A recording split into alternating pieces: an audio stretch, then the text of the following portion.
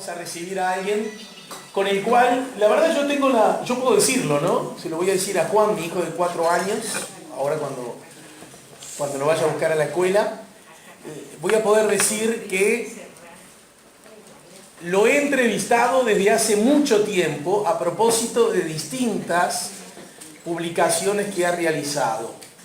Además, incluso en un momento hicimos un miniciclo en mi programa de radio, ¿verdad?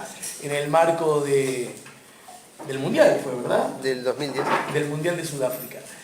Y quiero decirles que es un curioso caso en donde, siendo futbolista, se pone a escribir y si me apuran, a pesar de que continúa en el mundo del fútbol, hoy día como entrenador y gerente de la Fundación Celeste, ya vamos a hablar de esos asuntos, y si me apuran, hoy día el escritor le ganó al futbolista. Tengo la sensación que si salgo a la calle y paro a alguien y pregunto por él, en caso que lo conozcan, ¿verdad? Es probable que lo ubiquen, el que escribe libros, antes que el futbolista. Un asunto que verdaderamente constituye una verdadera excepción en nuestro país, ¿no? Así que, con mucha alegría, y a propósito de su última novela, en Escritores a Mano, el escritor y futbolista Daniel Baldi. Muchas gracias.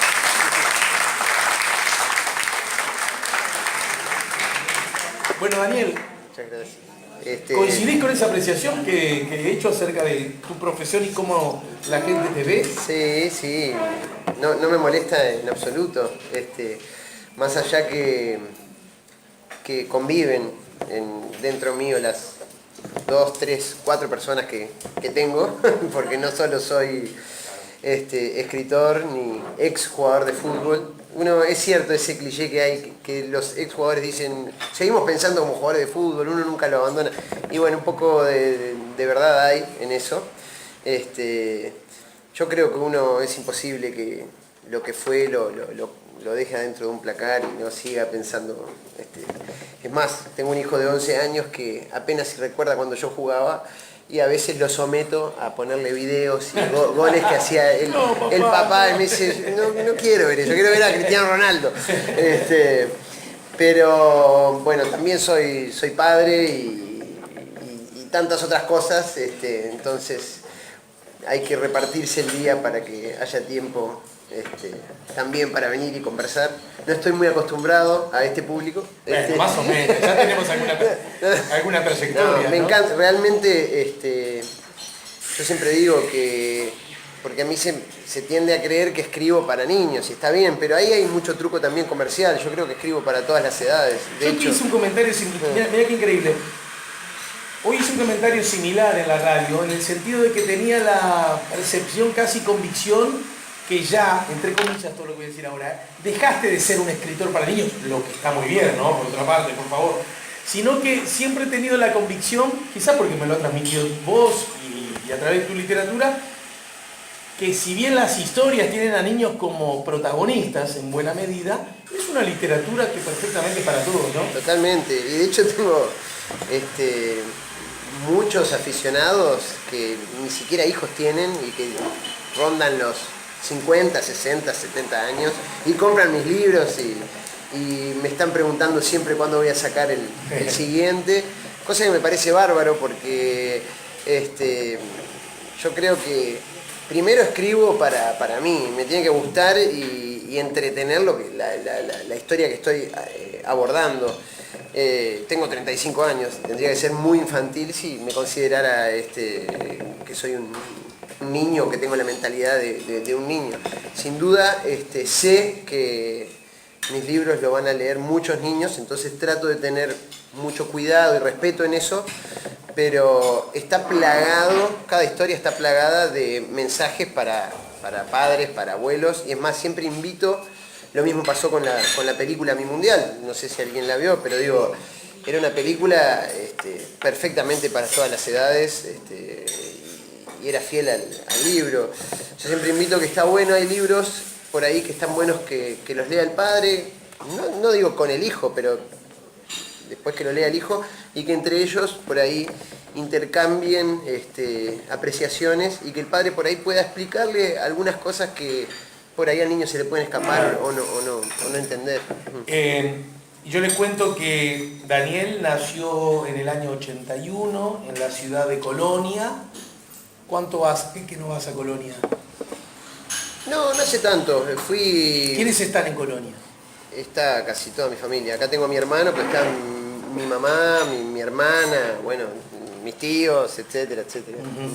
Y se puede decir que... Pero vivís en Montevideo ya hace un rato, sí, ¿no? Sí, hace años ya. Hace 10 años que estoy radicado acá. Daniel empieza a jugar el fútbol en Colonia mismo, ¿no es cierto? Debuto en Plaza Colonia, sí. Y después tiene un derrotero que incluyó el exterior, que incluyó Europa, que incluyó México, que incluyó Peñarol, ¿no es cierto?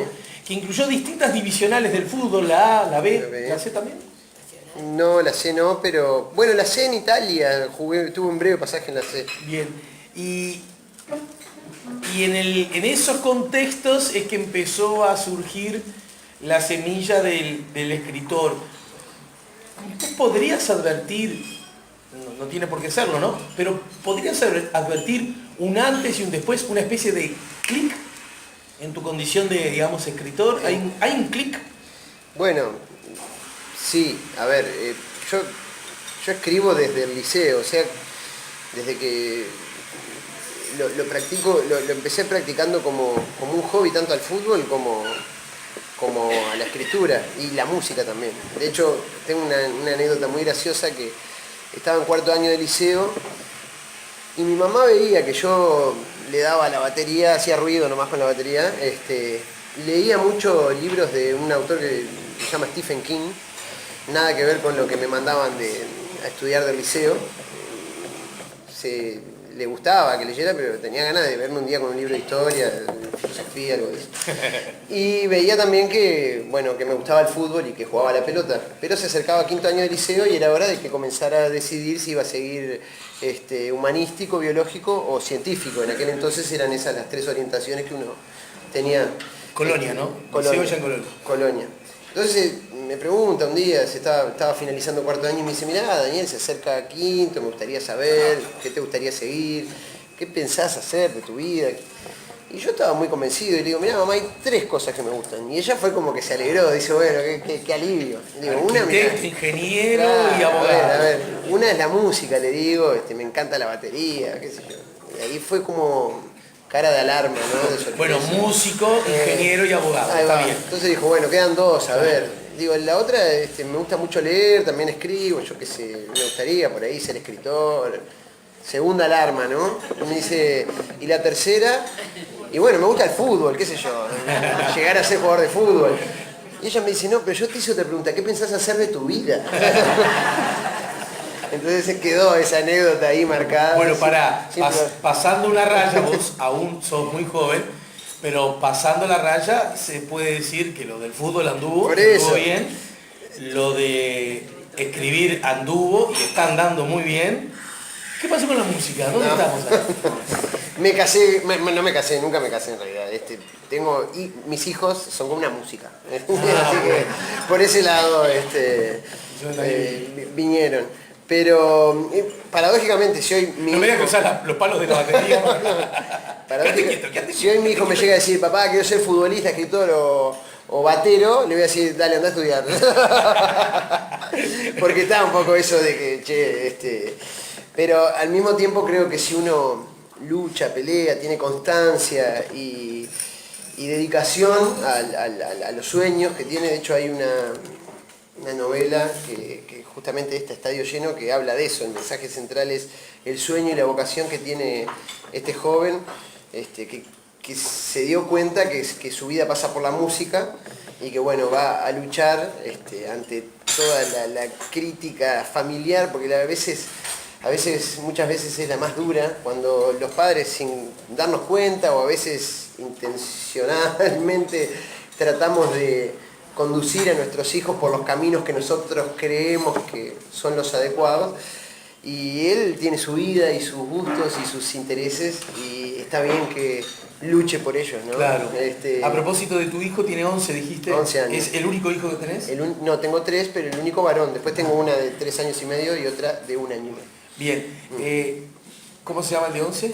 Salvador. ¿Y Salvador para dónde rumbea, si es que rumbea? No sé, hoy día está rumbeando mucho para estos aparatitos que realmente me llama mucho la atención, el poder que ejercen sobre las nuevas generaciones. De hecho, a modo de anticipo y de adelanto, el año que viene me inspiró un poco para una historia de...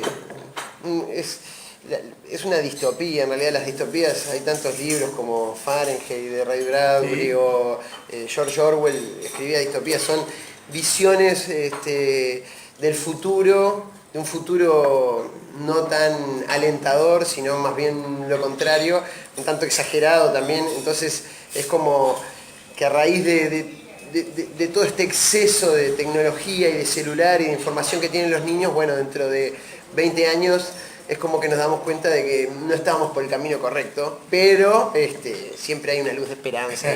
Bueno, eso va a ser el año que viene. Bueno, así que ya lo tendremos el año que viene. Acá en Escritores con la novela que ya tiene nombre. El Rey. Y ya está escrita entonces, porque... Ya está escrita. Ajá. Sí, simplemente sí, que por una cuestión editorial se está esperando para el año que viene. Sí, aparte me parece que está buena, tiene un lindo mensaje y entonces como el año que viene, bueno, aprovecho que es el Mundial y que estoy en Fundación Celeste y el amigo Godín, vamos a iniciar como una especie de campaña tratando de aprovechar también que un socio de la Fundación Celeste es Antel, entonces vamos a tratar de lanzar una campaña para concientizar un poco de que es necesario que lean los jóvenes y que usen el celular, sí, pero por ahí de una manera un tanto más responsable. Háblame 2 minutos de la Fundación Celeste. ¿Qué es la Fundación Celeste y en qué consiste tu rol de gerente? La Fundación Celeste, bueno, es una fundación que crearon los futbolistas que integraban el plantel del 2010 en Sudáfrica, cuando regresaron y se dieron cuenta el amor que había acá de todo el pueblo hacia ellos y la demanda, ¿no? Que un poco ahora en la novela El Doble, ¿sí?, lo toco, la demanda que genera para una persona que el pueblo lo quiera tanto, ¿no? Yo soy muy amigo de Lugano y realmente en esos años, cuando él estaba acá en Montevideo o en Uruguay, trataba de ni siquiera llamarlo, porque tenía tantos compromisos que él iba a buscar generar un compromiso más en su agenda para ir a tomar al menos un mate conmigo. Y no quería ocasionarle ese conflicto. Esa presión. Esa presión. Entonces les pasaba a todos más o menos lo mismo. De todas partes del país los llamaban y les pedían ayuda, colaboración y esto. Entonces dijeron, che, acá tenemos que instrumentar algo. Y bueno, fue ahí que crearon la Fundación Celeste y hoy día estamos básicamente ayudando. Tenemos una red de 40 escuelas en todo el país que tratamos de ayudar con sobre todo la parte deportiva, educando en valores, tratando de hacer una filosofía que tiene FIFA que se llama Grassroots, de apoyar sobre todo el fair play y lo lúdico del deporte, sobre todo en la infancia, y no tanto ese exitismo exacerbado que hay de que los niños ya creemos que son Suárez, Cavani, que nos van a salvar y que tienen que salir campeones, cuando se pierden un montón de cosas cuando pasa eso. Y también ayudamos a los jugadores retirados que por ahí no tienen un buen pasar y algunos de ellos fueron hasta glorias del fútbol uruguayo y ni siquiera tienen comida, entonces a través de Nostálgicos del Fútbol tratamos de ayudar mes a mes básicamente con alimentos. Estamos haciendo también, bueno, ahora vamos a iniciar esta campaña digamos de concientización para las escuelas que cuiden sobre todo la parte de valores. Estamos trabajando en un libro de eso y también apoyando a los niños para que tengan un material de lectura en las escuelas. Tenemos en las 40 escuelas, por suerte conseguimos que vamos a donar 40 bibliotecas, que van a llegar las bibliotecas a todas partes del país. Entonces, bueno, permanentemente estamos ayudando y apoyando y se hace bastante difícil porque muchas veces pensamos que la Fundación Celeste navega en mares de dinero y no es así. Justamente el espíritu es otro, y los jugadores justamente lo que trato de hacer es que no estén mes a mes poniendo dinero porque se vuelve tedioso y se vuelve complicado, y sí buscar recursos genuinos y marcas que por ahí quieran ayudar y fortalecer eso, ¿no? Claro, no, y en algún punto imagino, si bien una cosa no significa la otra, es obvio que la Fundación Celeste, si está formada por los futbolistas y en particular por los futbolistas más reconocidos, profesionalmente más admirados y con mejores contratos, es obvio que hay, digamos, desde la perspectiva material, más ingresos que el promedio de la inmensísima mayoría de sus compatriotas. Eso desde ya, negarlo sería absurdo, equivocado. Sí. Pero que la fundación se vuelva prácticamente o exclusivamente un lugar, digamos, de pasamano de alguien que porque tiene mucho dinero pone, en realidad debería buscarse a la posibilidad de generar instancias de desarrollo de políticas para las cuales sí, seguramente el aporte de algunos futbolistas puede ser muy importante, sumado al de distintas empresas, como vos decías, y en definitiva la idea de poder llegar al gran público también desde un lugar no habitual en cuanto a los futbolistas y a los jugadores de fútbol, ¿no? Sí, sin duda, eso es básico, y justamente una de las estrategias, yo me asumí el rol de gerente en octubre del año pasado, y estaba bastante... ¿Quién te propuso? ¿Los futbolistas mismos? Sí, Guren y Lugano, que son un poco también los que la crearon, vinieron a conversar conmigo, porque ¿qué pasaba? A raíz de que en su momento, una idea de Lugano había sido esta, no quería involucrar marcas en la fundación. La fundación había arrancado con 30 jugadores y el año pasado quedaban 5 o 6. Claro. ¿Por qué? Porque era mes a mes, llegaba un mail de la fundación y lo mandaban a spam, ¿viste? Era un mangazo permanente. Entonces, justamente cuando asumí, digo, no, pero esto no tiene que ser así. La estrategia no debe ser que la fundación genere hastío y todo lo contrario, uno tiene que tener ganas y hacerlo con alegría. Entonces, lo primero que hice fue, no le voy a pedir nunca un peso, no quiero. Yo necesito que la plata justamente venga de otros lugares. Lo que sí necesito de ustedes es que hagan las acciones con su presencia. Claro. Que eso, yo veo a los niños cuando Godín se les para enfrente, Suárez se les para enfrente, Cavani se les para enfrente, y esas caras es para inmortalizarlas con una filmación, porque algunos hasta empiezan a llorar que no pueden creer que sea de carne y hueso esa persona. Entonces ya con eso a mí me basta, y después los recursos vamos a tratar de buscarlos por otro lado, ¿no? Hablaste que vos siempre leíste, que a vos siempre fuiste aficionado por la lectura. ¿Qué pasó cuando el futbolista empezó a ser futbolista ya de carácter profesional en Uruguay, con, me imagino, contratos más bien modestos, pero profesional al fin, quiero decir, ¿no? Sí. Vivo de esta actividad, después me imagino que la cuestión material fue mejorando con algunos de tus pases, y en ese contexto, ¿qué pasaba cuando de pronto tus compañeros te veían que en lugar de la maquinita o en lugar de... me sale el veterano, el billar, no sé si se sigue, cuando el billar, te veían a vos leyendo? Bueno, yo debo admitir que siempre tuve mucho respeto de mis colegas jugadores de fútbol.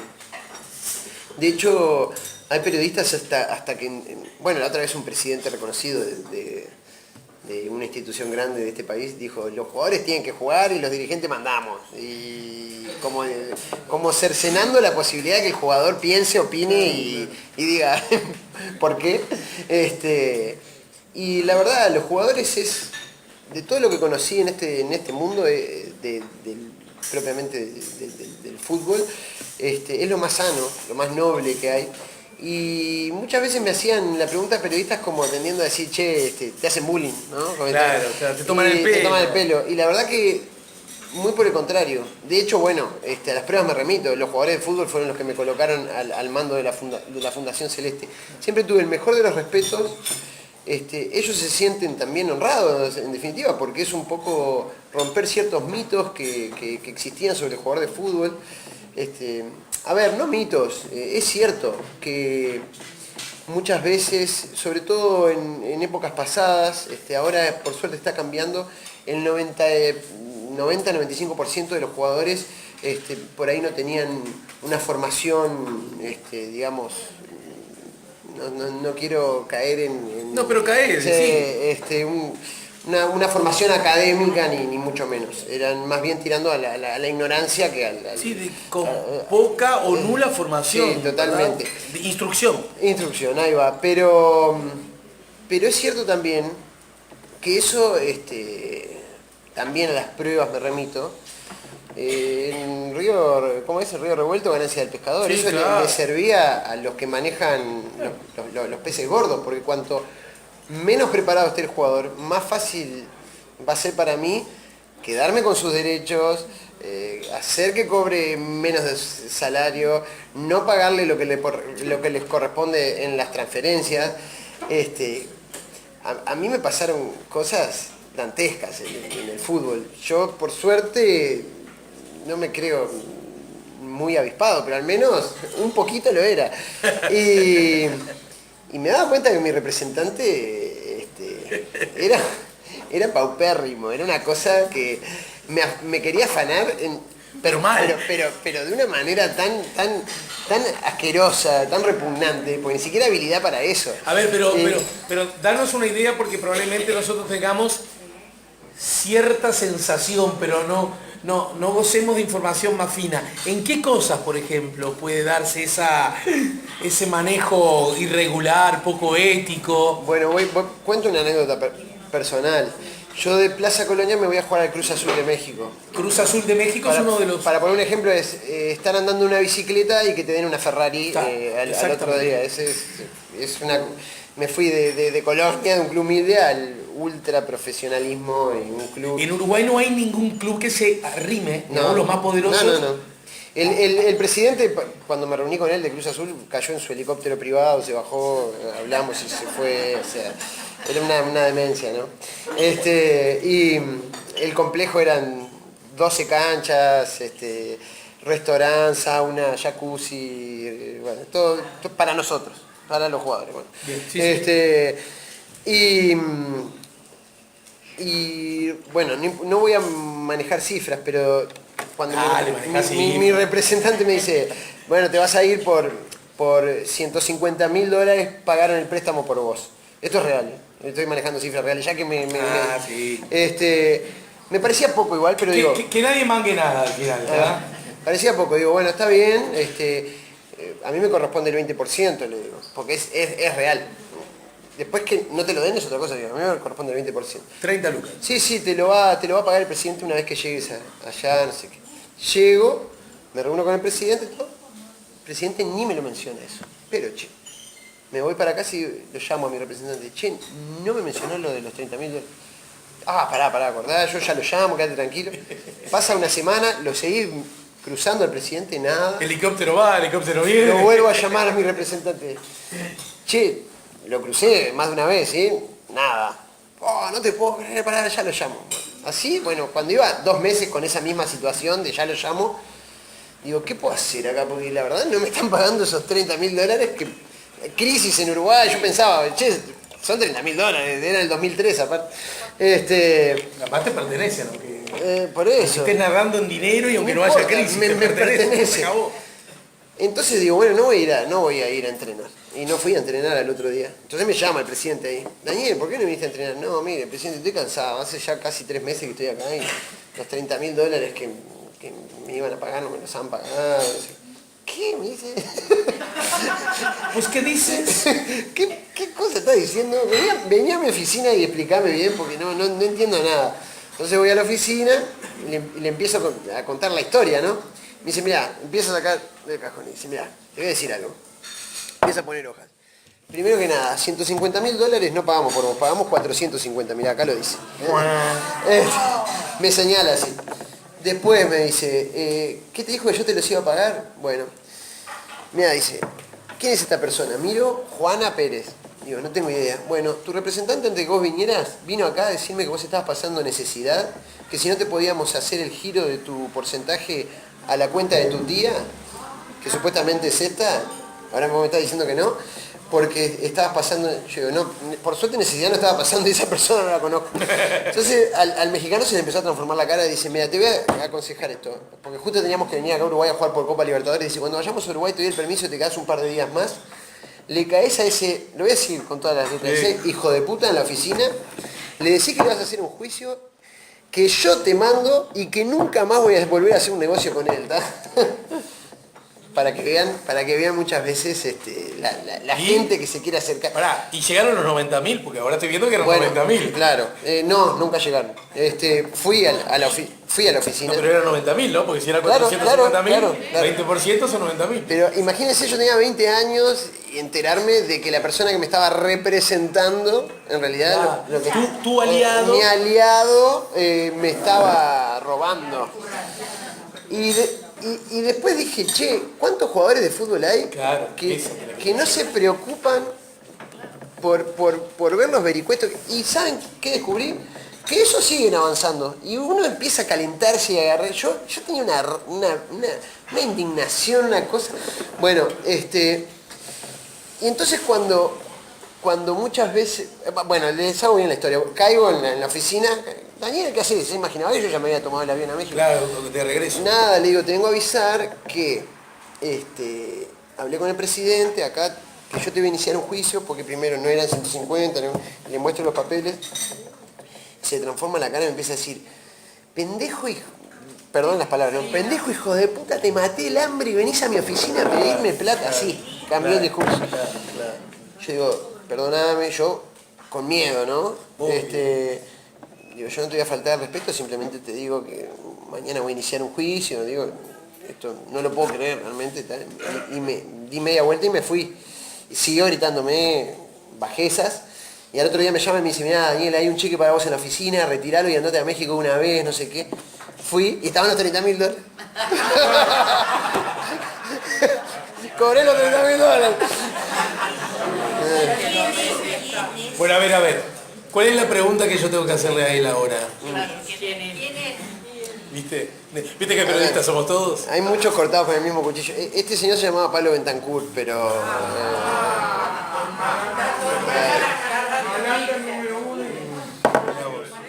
No, pero es interesante.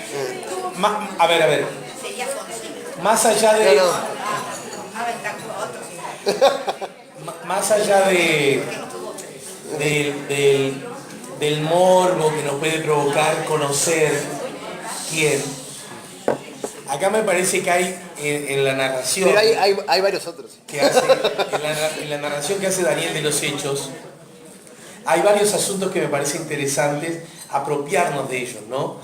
Primero, lo que dice Daniel, andás a ver, no tenemos ni idea de a cuántos le habrán pasado igual o peores cosas. Sí. Porque el sistema, entre comillas, funciona perfecto, entre comillas, porque como pasás de la bicicleta al Ferrari, Claro.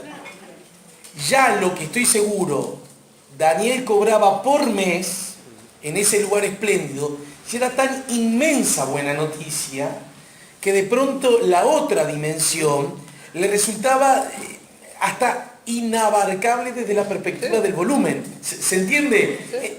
Segundo, que debió pasar por un acto que no deja de ser de cierto coraje, de declararse, entre comillas, con un gesto en rebeldía, decir, y no voy a entrenar. ¡A la pucha! Es decir, se juntaron mucho. Y segundo, que tuvo, o tercero o cuarto, en este caso, un presidente que fue aliado del discurso, que probablemente no estaba en convivencia con el fraude, puede darse en otras circunstancias, donde jodamos al gurito, tal, no va a tener herramientas. Por eso yo soy un eterno agradecido, porque el presidente perfectamente podría haber... Si a mí el presidente ese día me miente, ya quedo yo en la nada, se maneja una... Que el presidente llame al contratista y le diga, lo que era para el muchacho me lo das a mí ya. Si no se... ¿Entendés? ¿Se entiende? Perfectamente. O que ese hubiera sido el arreglo de... Y aún así, hay un asunto que me parece brutal de lo que cuenta, pero brutal me parece. Y es, en definitiva, a la corta o la larga, el gesto de impunidad. Porque ponele, yo la voy haciendo mal, llega un gil que me descubre, entonces paro. Pero no. Claro. ¿Se dan cuenta que brutal? ¿Se dan cuenta que brutal? Cuando hay gente que se preocupa, se asusta, se inquieta, se alarma por el exagerado poder que adquieren los futbolistas. ¿Se dan cuenta?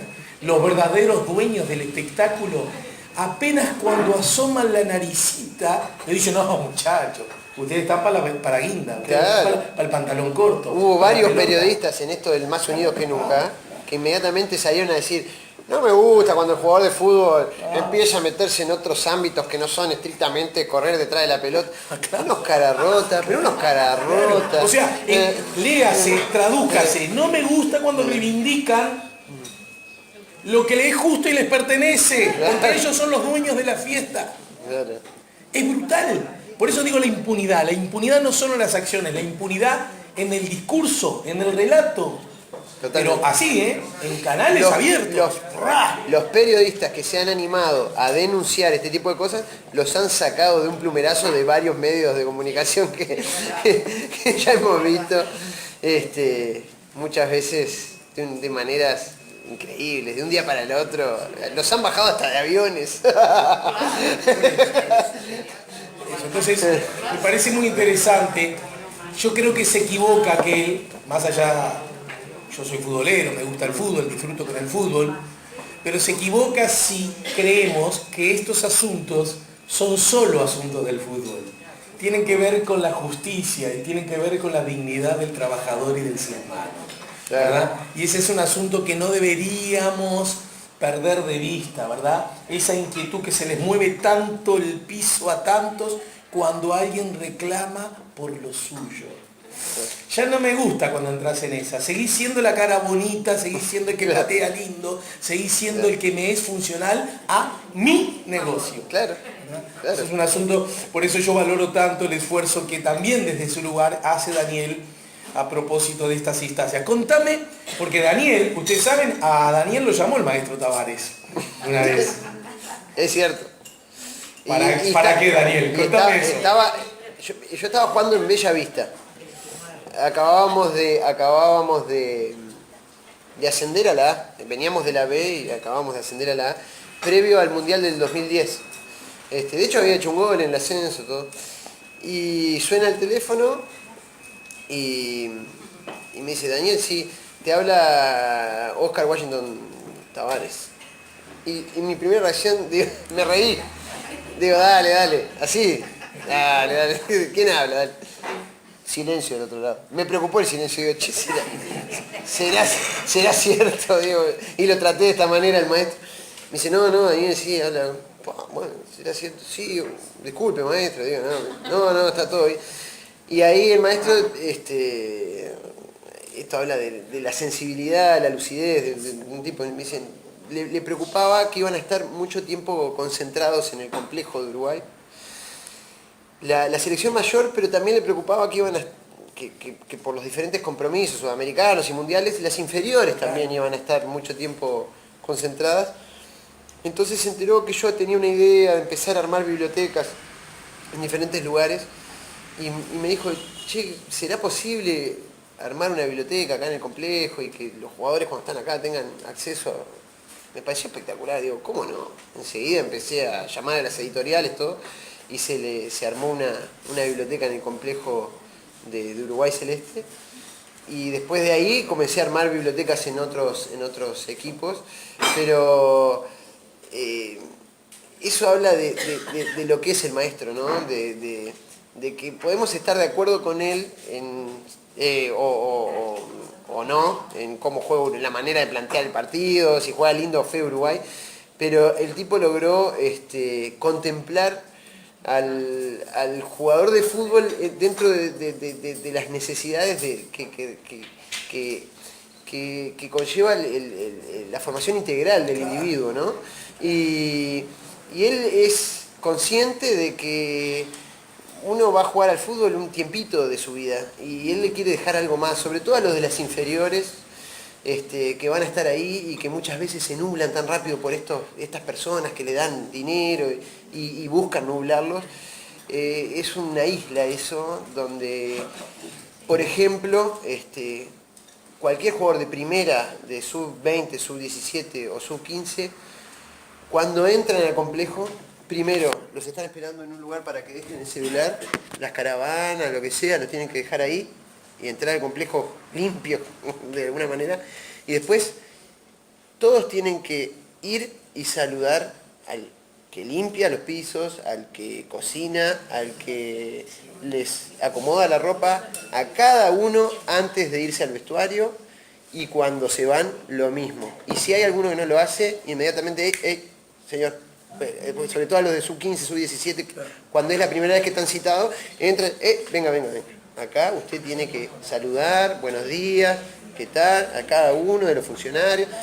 Y eso, la verdad, muchos gurises llegan al complejo y eso no lo viven, no lo vivieron nunca, no tienen ni idea de lo que son las normas básicas de convivencia, y se van de ahí capaz que ni siquiera llegan a jugar en una primera división, porque un jugador de la sub-15 de Uruguay capaz que ven, pero se van de ahí siendo unas personas generalmente de bien, y eso creo que es una obra magnífica. Buenísimo. Recuerdo que el Vasco Tolaza me comentó cuando él estuvo al frente de la sub-17, creo recordar. Bueno, lo comentó además el otro día el maestro Tavares en televisión, en el informativo central de Canal 10, señaló que hay dos cosas que siempre hay que hacer: saludar y agradecer. Ahí está. ¿Verdad? En la misma línea de lo que vos decís. Decir buen día, buenas tardes, hasta mañana, y decir gracias. Gracias. Pero del mismo modo, ese muchachito de 14 años, sub-15 tiene 14, ¿no? Claro. Ese muchachito de 14 años, hasta hace media hora, niño, Sí. de 14 años que entra, está todo armado en ese complejo celeste cuya conducción, cuyo pensamiento fue ideado por el maestro Tavares, para que sienta que él forma parte del mismo cuadro en el que está Suárez, Luganos y Loclano. Totalmente. Es decir, que son compañeros iguales. Sí. Que tampoco es, usted viene, tiene que saludar, tiene que agradecer, pero mire que es de inferior categoría. No, forman parte del mismo de hecho, equipo, ¿no? Suárez y Lugano tienen la misma obligación Exacto. Cuando llegan, de ir y saludar a cada uno de los que está trabajando ahí. Porque a ver, si ese no trabaja o si ese no cumple su rol y el que cocina no cocina, y ya todo empieza a fallar. Entonces, el ensamblaje perfecto está ahí. Todos están contentos, todos son una unidad, no hay grandes estrellas, no hay... Aunque lo sean. Aunque lo sean. Pero la Suárez tiene que hacer lo mismo que hace el de la sub-15 cuando llega y cuando se va. Es la obligación. Y Suárez siempre reconoce que le sirvió mucho y que fue el mejor entrenador que tuvo, porque fue cuidadoso en esos aspectos. Hoy día la selección uruguaya está bien conceptuada a nivel internacional. A mí me llaman muchas veces de otras partes del mundo a preguntarme, che, ¿qué es eso de los jugadores, de la fundación? ¿Cómo se vive en el complejo? O sea, tenemos una identidad muy distinta a la que por ahí teníamos años anteriores, en la década de los 90 o 80, que teníamos grandes jugadores, pero por ahí la selección uruguaya ni siquiera generaba la empatía que generan hoy. El pueblo era como que, yo me acuerdo que era como que de ahí, sí, bueno. Hoy día se ganaron el respeto y el cariño, yo creo más por eso que por... más allá que acompañaron los resultados, pero uno es hincha de la selección y quiere que le vaya bien y se siente representado por esas personas, que eso es maravilloso. Una de las peculiaridades que tiene Daniel, lo dijo al pasar, es que una de sus obras, fíjense, ¿no?, fue llevada al cine. Eso, la pucha, hace un flashback y retrocede a tu vida. Yo escribo una novela y mi novela se hace cine. Es como... anda, viste que te dio con el éxito que tuvo. Y a eso iba a agregar. Y encima de mucho éxito, pero de mucho éxito, vista por grandes y chicos, una de las películas uruguayas de más éxito en la historia del cine nacional. Contame algo de eso. ¿Qué te pasa en algún momento que haces el segundo ese antes de dormir y te cae esa ficha? Bien, en realidad esa novela, Mi Mundial, ya desde su salida comenzó, a ver, uno escribe no es que mi mundial yo le puse más ganas, más cariño, más dedicación. Uno escribe todas por igual, con las mismas ganas, con el mismo sentimiento, con la misma dedicación. Después, una vez que sale, a veces acertaste y a veces por ahí no tanto. O a veces la crítica no se vende tanto y es una excelente novela. Hay un montón de cosas que pueden suceder en el camino. Hay novelas que en su momento salieron y no tuvieron éxito y 15 años más tarde, 20 años más tarde descubrimos que era flor de novela. O sea, es raro, es raro. Pero mi mundial ya ni bien salió con una fuerza arrolladora. El prólogo es de Diego Lugano, somos muy amigos. Y yo creo que el Canario hizo un prólogo cortito, sentido, que refleja un poco el espíritu de la novela y del sentir del futbolista. De Lugano te hiciste amigo allá en Colonia, ¿no? En Colonia, en el 2002. De hecho terminamos juntos el liceo nocturno, siendo ya de adultos, jugadores de fútbol, profesionales ambos. Y me pasaban cosas increíbles con mi mundial. Me llegaban, yo iba a dar charlas, siempre voy a las escuelas, a los liceos. Con gente tan joven así como... Ahí va. E inmediatamente la pregunta que me hacían los niños que la habían leído y la querían mucho al personaje, a Tito, querían saber qué iba a pasar con su vida. Y me decían, ¿cuándo vas a escribir la segunda parte? ¿Cuándo vas a escribir la segunda parte? Y yo me negaba, no pensaba escribir segunda parte. Digo, no, miren, la verdad que no sé, creo que no voy a escribir segunda parte. Y ahí cambiaban la cara y se enojaban un poquito y me decían, no, la pregunta no fue esa, la pregunta no fue si la vas a escribir, la pregunta fue cuándo. Claro, no se negocia. Perdonen, digo.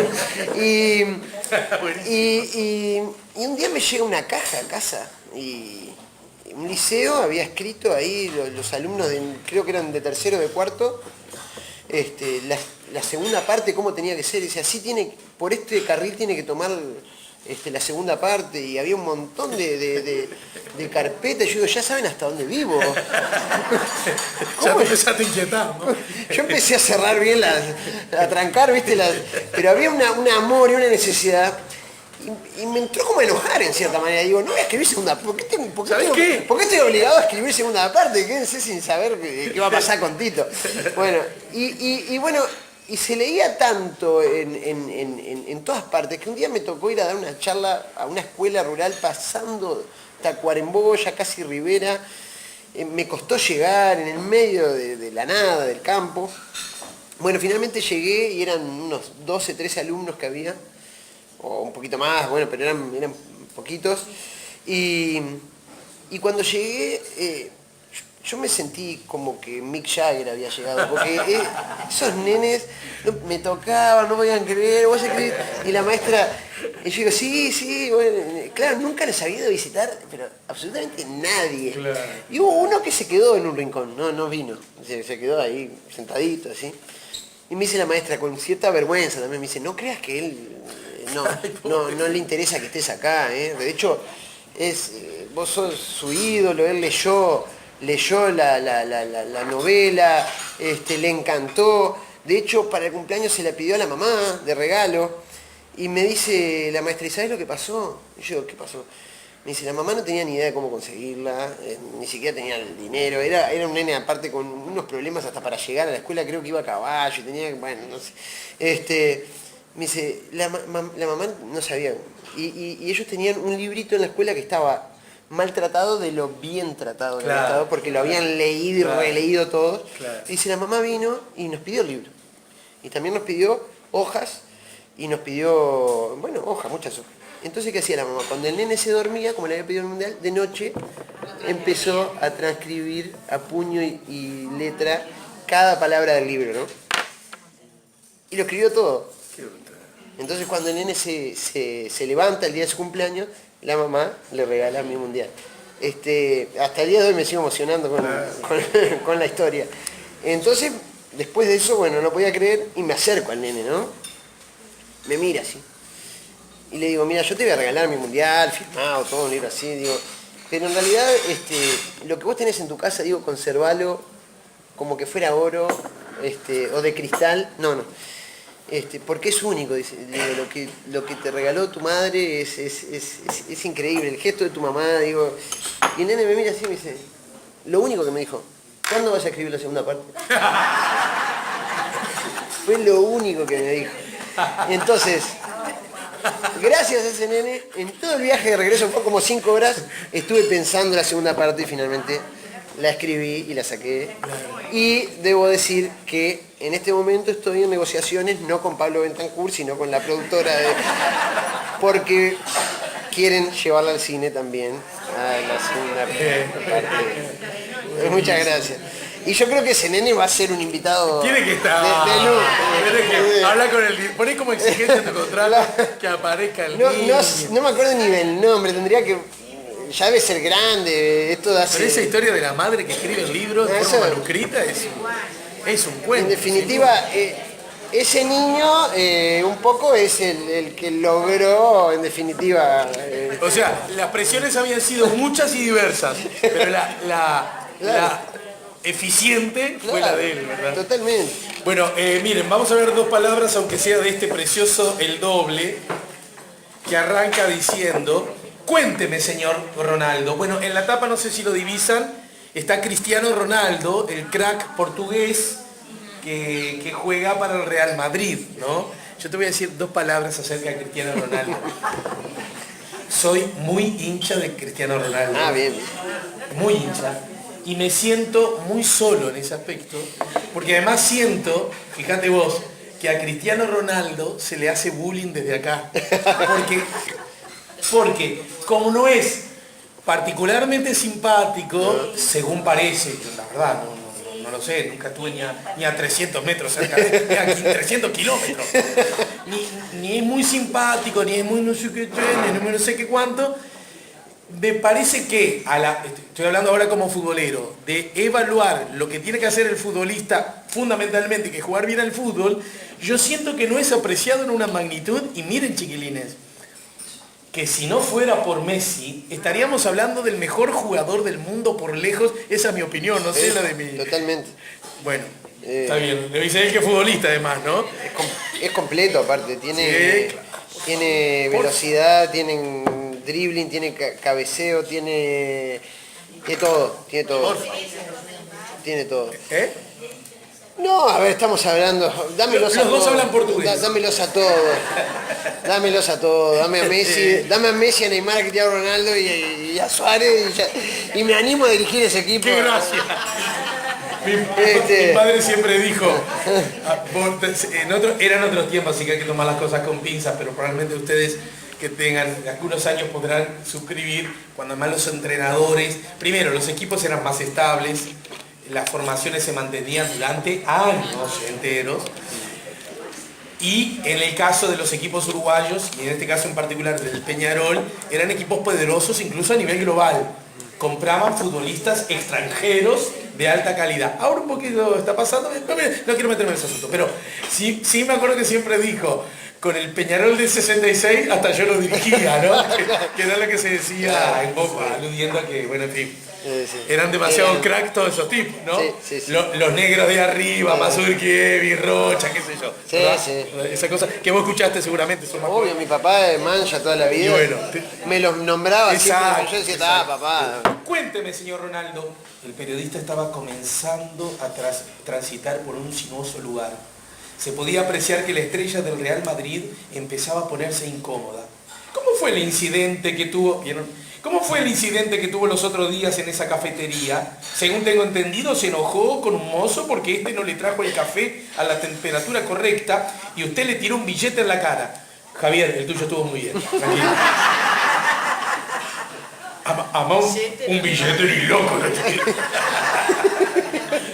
El periodista lo miró a los ojos. ¿Está transitando por una crisis nerviosa? Así arranca la novela, ¿eh?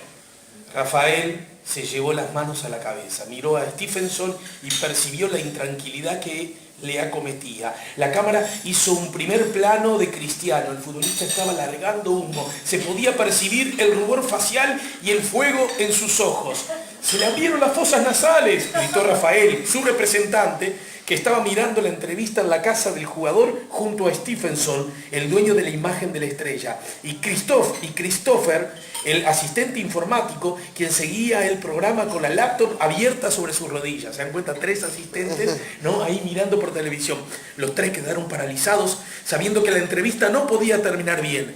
Hacía meses que el portugués se había convertido en el foco de atención de la prensa mundial por el comportamiento irritable que presentaba fuera de la cancha. Y ahora el maldito periodista revolvía la herida hasta sacar sangre. Sin duda, era la peor crisis emocional en la vida del jugador, lo que estaba haciendo que la popularidad de su imagen y la venta de sus productos comenzaran a bajar a cifras impensadas. En el último semestre había golpeado a 2 periodistas, empujado a varios fans e insultado a todos aquellos que se aglomeraban en torno a él para sacarse una selfie. Los 3 cabecillas del Imperio Ronaldo esperaron el fatídico desenlace en una nota que estaba siendo emitida en vivo y en directo para toda España y en horario central. Así arranca esta novela, que como ven, lo dice en contratapa, Cristiano Ronaldo es un jugador exitoso, es uno de los mejores delanteros del fútbol de la Liga Europea y gana muchísimo dinero.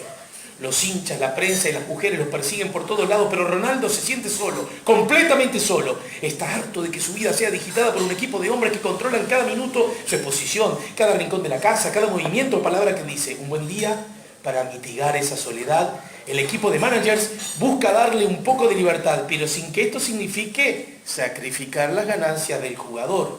Mientras, en el otro rincón del planeta, un muchacho que poco o nada sabe de fútbol, no se imagina que comenzará a descubrir ese mundo y a vivir una aventura soñada por muchos.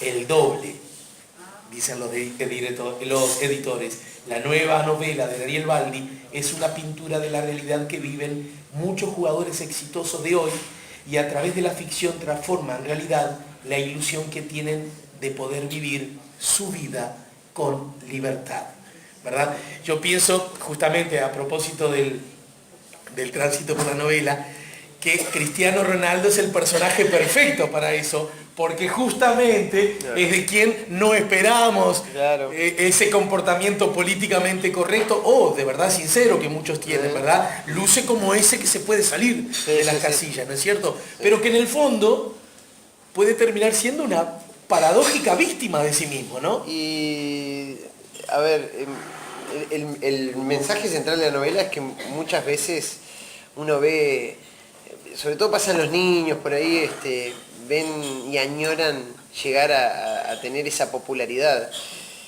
Y en realidad es agotador, es agotador. Los jugadores, por poner un ejemplo, Suárez, ¿no? Suárez cuando vino acá en las vacaciones que tuvo una semana acá en Uruguay, en junio o julio, no me acuerdo ahora, se estaba emitiendo mi mundial y estoy con él un día y me dice, che, Dani, tengo ganas de ver la peli con mis hijos.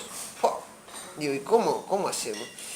No sé, me dice, bueno, déjame ver. Entonces fui, hablé con el Montevideo Shopping, teníamos todo, buscar la manera de que él ingresar, digo, olvídate con una función normal, le íbamos a poner una función privada para él y los hijos, que solo podían estar en la sala, él con los hijos, y todo el acceso al shopping, habíamos planeado, tenía que ser por acá, esto, lo otro, bueno, todo un lío.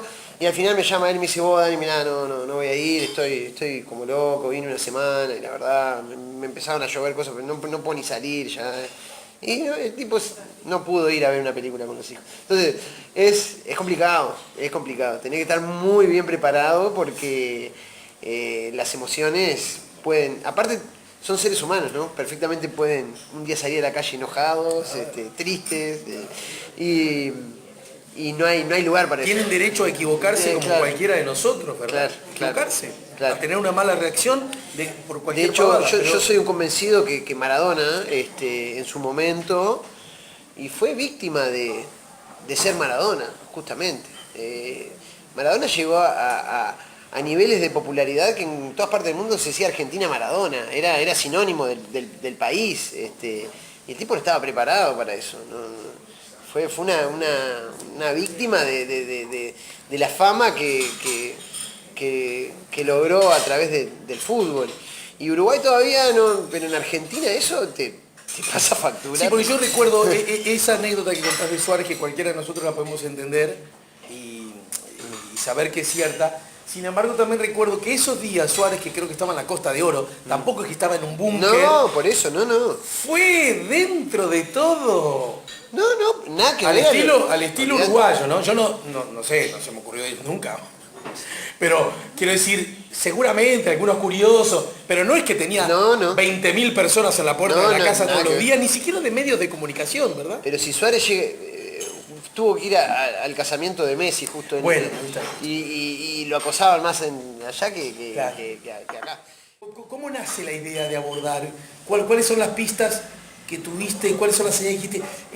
Esto es, acá hay una historia, acá hay una novela. Sí, a mí me pasó, yo tengo una novela que se llama Los Messi es un verdadero equipo, que invité a escribir el prólogo a Alejandra Forlán. Y fue re linda esa experiencia para mí, porque me acuerdo que un día estoy con ella y me levanto, me sirvo un vaso de agua y me vuelvo a sentar. Ya estábamos a esta distancia.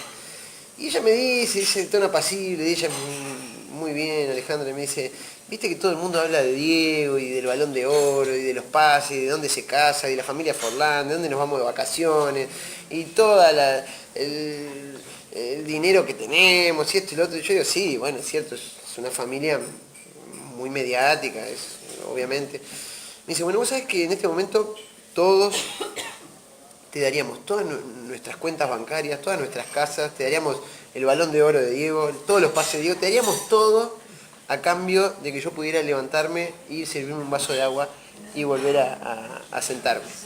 Entonces es como que ahí se te mueve todo, ¿no? Toda la estructura interna, y decís, como muchas veces creemos que el otro tiene una vida mejor que la mía y nos quedamos con eso y somos... nos quedamos en esa tesitura de que lo mío es peor que el resto. Entonces, bueno, un poco el mensaje ese a mí me sirvió como para abordar esta historia y resaltar que muchas veces lo lindo de poder tener un día tranquilo con tu familia, salir a tomar un mate a la Rambla y qué sé yo, son cosas que se le hacen imposible, por ejemplo, a Cristiano Ronaldo, y que la añora de tal manera que hasta se pregunta ¿qué tiene de lindo ser lo que soy si no puedo ni siquiera ir a la esquina y tomar un vaso de agua? Entonces, cuando el doble que tiene esa vida que tenemos nosotros, esa vida común y rutinaria, encarna el personaje de Cristiano, se da cuenta que no quiere ser Cristiano Ronaldo por Esto no estaba tan bueno como no estaba tan bueno. Entonces es un poco, tratar de valorar lo que somos. Vamos a terminar, pero antes te leo estos mensajes que llegaron. Si el contratista ganó 450.000, ¿el club cuánto ganó? A propósito de tu historia, de esa victoria. No es que haya ganado el contratista 450.000, ¿no? No, después empieza la repartija, porque después está la cadena de favores y esto y lo otro. Entonces el club muchas veces terminan siendo tan perjudicados como el jugador, a veces los clubes. Por algo están tan pobres y no tienen algunos clubes plata ni siquiera. Bueno, lo de la camilla el otro día, ¿no? Un futbolista se quiebra, los futbolistas, sus compañeros y sus rivales lo llevan en camilla y todavía lo dejan en la vereda, literal, no es una imagen, esperando que después llegue la ambulancia. Tengo otra linda anécdota, ya que estamos, la hago bien rapidita. Yo venía de jugar en Danubio. Danubio, dentro de todo, es un equipo que paga un salario para lo que es el medio. Claro. Bueno. Y se me termina el año en Danubio, peleado con mi representante, ya hacía un gran tiempo, me tenía que yo ir abriendo el camino solo, y caigo en Bellavista en la B. Esperé a ver si me salía algo mejor, no me salió nada, me fui a Bellavista a la B. Yo digo, bueno, esto es Bagdad, ¿no? Digo, ya está. Y me reúno con el presidente, y el presidente me dice, ¿cuánto querés ganar? Así, que generalmente acostumbrado a que te lloraran la mano, mirá, no estamos pasando un buen momento, estamos en la B. Digo, para vos tenemos tanto. Me iba a tirar lo más abajo. Dice, ¿cuánto querés ganar? Yo, bueno, empecé, digo, uno no quiere ser, ¿viste? Porque le podía decir $10.000 y era un disparate. Entonces digo, acorde, pero digo, le voy a tirar para arriba lo más que pueda. Entonces le tiré una cifra cercana a lo que estaba ganando en Danubio. Entonces el tipo me sorprende y me dice, perfecto, dale, me da el contrato para firmar. Yo digo, ¿y esto qué? En la B, ¿ya viste? Hubieras dicho cada 15 días, ¿no? Digo, acá hay gato encerrado, digo, me apuré a firmar, ¿no? Digo, ya está. Digo, a ver, pero no entiendo, digo, esto... Me dice, no, ¿sabes una cosa? Dice, no te vamos a pagar, no te vamos a pagar.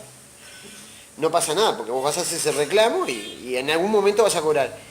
Y yo me voy ahora a fin de año. Entonces, este muerto lo agarra la directiva que viene. Y yo ya quedé con el contrato firmado. Y vino la directiva que viene y me dijeron, no, acá hay que refinanciar, no voy a refinanciar nada. Yo, a la larga, ya terminé cobrando todo. Pero ¿qué le importó el club a ese presidente? Bueno, Bellavista se desafilió. Y ahí desapareció. Claro, justamente con actitudes como esa, fíjate, bueno.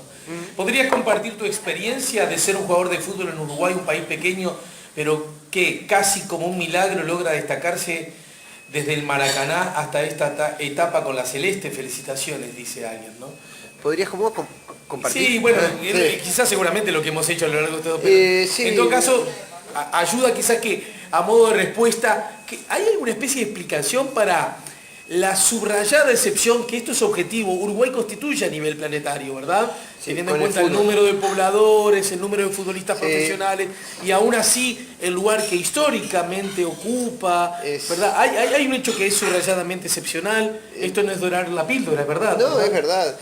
Yo creo que somos un país, pero ultra futbolero, y que tenemos ahí una cosita sagrada, que no quiero pecar de chauvinismo, pero vos ves al uruguayo ahí con toda la adversidad y que tiene la vida muchas veces. Vos fijate que vas a ver el baby fútbol y yo que lo comparo el baby fútbol de acá con baby fútbol de otros lugares, y las canchas de acá son espantosas. Aparte de acá es la pirámide invertida. Donde se le da menos importancia es donde se tendría que dar más importancia, que es el trabajo con los niños. Ponemos a las personas que están menos preparadas con los niños, a las canchas más horribles con los niños, todo con los niños. Sin embargo, tenemos esa cosa de salir adelante que no la tienen. Por ahí yo que jugué al fútbol en México y te daba bronca, vos querías salir a ganar porque querías seguir estando ahí, y los mexicanos se te reían, cuando terminabas el partido perdiendo se reían, no tienen esa sangre charrúa que realmente la vivís en el fútbol, y que la tienen otros países también. No me voy a hacer el que somos los únicos que lo tenemos, está claro, porque la verdad, te digo, más allá de todos el afecto u odio que le tengamos a los amigos y vecinos argentinos, los argentinos, cuando estás afuera del país te das cuenta que somos muy... Son tus hermanos, sí, claro. sí, duda, totalmente. Y yo agradezco un montón de amigos que me puso la vida argentinos, y en otros países, y van con vos y tienen una particularidad, y yo creo que es algo que los distingue a diferencia con el uruguayo, que el uruguayo es más medido y te preguntan, che, ¿qué tal Alejandro Caminos? Ah, bien, un gran locutor radial, demás, periodista, y te quedás ahí bien. ¿No? El argentino dice, che, ¿qué tal Alejandro Caminos? El argentino Alejandro Caminos, y no lo conoce, un fenómeno, está despegado, un fenómeno, y después te dice, che, ¿quién es? Es así, pero los tipos, eso lo distingue. Voy a quien va a empezar a responder como los argentinos. Está despegado. Por eso, ¿Quién es vos? Está despegado. Y eso a mí me causaba mucha gracia. Claro, sí. Me causaba mucha gracia. Y a la hora de ir a pelear con los dirigentes y todo, yo decía, vos, que hablan los argentinos. Ay, que porque uno se mide. Le pasaba lo de Bellavista a un argentino. ¿Cuánto querés cobrar? Y mira, flaco, yo, la verdad, con la clase de jugador que soy, le ponía 8 cifras. Igual. Después bajar el tiempo. Y todos tienen ese ego que a nosotros nos revienta porque no somos así, pero muchas veces si lo llevas para el lugar, para otro lugar termina No, y que siendo tiene que ver con el amor propio y la persecución de los objetivos puede ser funcional. Obvio. Entonces, yo creo que tenemos algo muy distinto los uruguayos, que es eso de, bueno, estoy en la mala, pero la voy a luchar, la voy a remar, y en eso en el fútbol se expresa. No jugamos muy lindo muchas veces todo, pero sin embargo al Mundial vamos. Y por ahí Ecuador juega mucho más lindo que nosotros y ve el Mundial desde la casa. Entonces, Chile, en fin, creo que eso nos ha hecho lograr cosas que realmente creo que son imposibles de pensar que los podría llegar con mucho respeto esto, a lograr otro país. Bueno, lo que me resta por decirles es dos cosas. A estadio lleno, y no con el doble, sino con el auténtico, todos hoy hemos ganado este partido. Muchas gracias. Bueno, gracias.